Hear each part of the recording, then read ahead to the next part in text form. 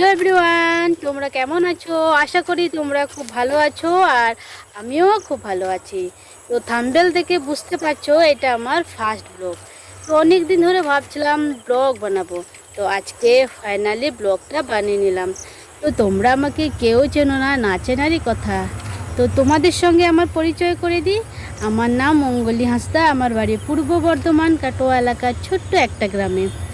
তো আমি একটা সাঁওতালি মেয়ের লাইফস্টাইল এই ব্লগে তুলে ধরবো। তোমরা যদি এই ভিডিওটাকে সাপোর্ট করো, চ্যানেলটাকে সাবস্ক্রাইব করো, লাইক কমেন্ট শেয়ার করো, তাহলে নেক্সট দেখা হবে।